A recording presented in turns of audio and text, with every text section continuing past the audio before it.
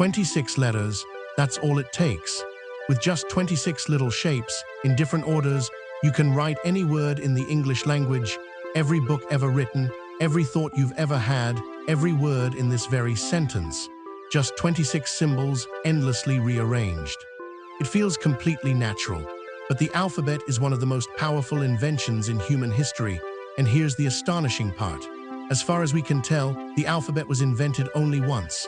Every alphabet on Earth today, the one you're reading, and the Arabic, Hebrew, Greek, and Russian ones too, all of them trace back to a single humble ancestor. And it didn't come from kings or priests. It came from workers in the desert. This is the story of the alphabet, the most important set of shapes ever invented, how we got here. To see why the alphabet was such a breakthrough, you have to understand what writing was like before it. Writing already existed. The Egyptians had their hieroglyphs, the Mesopotamians had their wedge-shaped cuneiform. But these early writing systems had a giant problem. They used a different sign for nearly every word or every syllable, which meant there were hundreds and hundreds of signs to learn. Some systems had well over 1,000. Think about what that means. To read and write, you had to memorize hundreds of symbols, years and years of training. So writing was locked away. Only a tiny elite of specially trained scribes could do it. For everyone else, the farmers, the builders, the traders, the ordinary people, writing might as well have been magic. The power to record words, to send messages across distance and time, belonged to almost no one.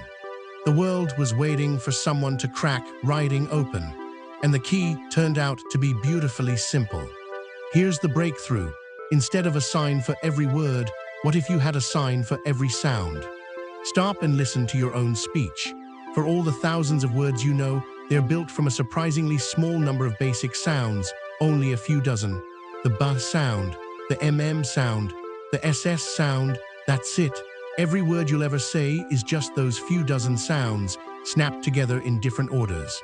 So here's the magic trick. If you make one little symbol for each of those basic sounds, then you don't need hundreds of signs anymore. You need about 24. And with those 24 sound signs, you can spell out absolutely any word, even a word you've never seen before, even a name in a foreign language. You just write down the sounds. That is the alphabet. It's not a set of pictures for things, it's a set of symbols for sounds. And it shrank writing from 1,000 signs down to a couple of dozen, small enough that an ordinary person could actually learn it. It was about to take the greatest power in the ancient world and hand it to everybody. So who had this brilliant idea? Not a king, not a high priest. The best evidence points to ordinary Semitic-speaking workers, around 1,800 years before the Common Era, living and laboring near Egypt, possibly miners out in the Sinai Desert. These workers couldn't read the complicated Egyptian hieroglyphs, but they'd seen them, and they did something wonderfully clever. They took a few simple Egyptian pictures and they reused them, not for what the picture meant, but for the sound it started with. Here's how that works. Take the picture of an ox's head. In their language, the word for ox began with a certain sound, a soft catch in the throat, so they used the ox head picture to stand for that opening sound. The picture of a house, their word for house, started with a B sound, so the house became the sign for B. A whole writing system built by borrowing pictures and keeping only their first sound. And here is the part that should give you chills. Those two signs, the ox and the house, are still in your hands today. The ox head was called Aleph, the house was called Bet. Aleph, Bet.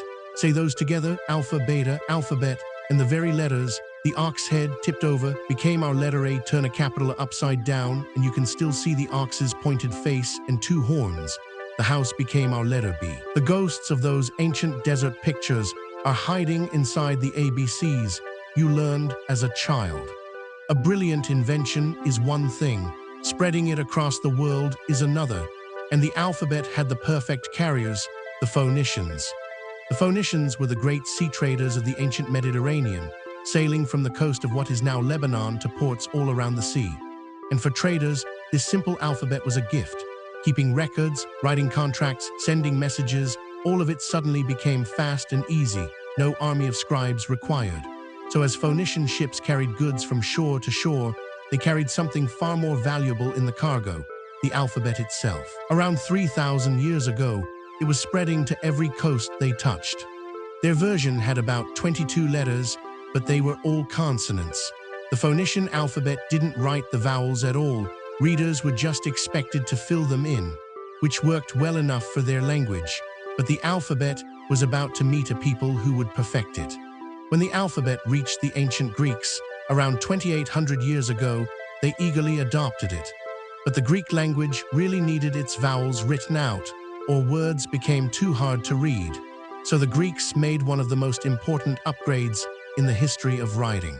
They took some of the Phoenician consonant signs that they didn't need for Greek sounds, and they repurposed them to stand for vowels, A, E, I, O, U, and with that, the alphabet was complete. For the very first time, a writing system could capture every single sound of speech, consonants and vowels alike, precisely. You could now write down exactly what was said, and anyone could read it back perfectly. That's the system we still use today. And from the Greeks, it kept traveling. The Greek alphabet was adapted by the Romans into the Latin alphabet, the very letters on this screen. Greek letters also grew into the Russian and Cyrillic alphabets, and back at the source, that same ancient Semitic root branched into the Arabic and Hebrew scripts and influenced the writing of India and beyond.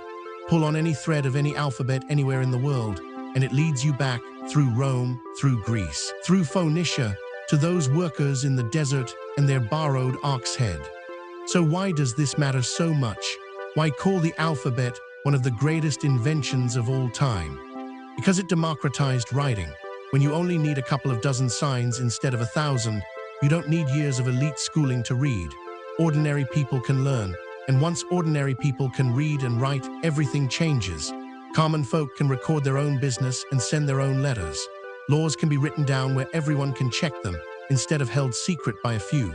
Stories, ideas, arguments, and discoveries can be captured and passed on, copied and spread far beyond the small circle of priests and royal scribes.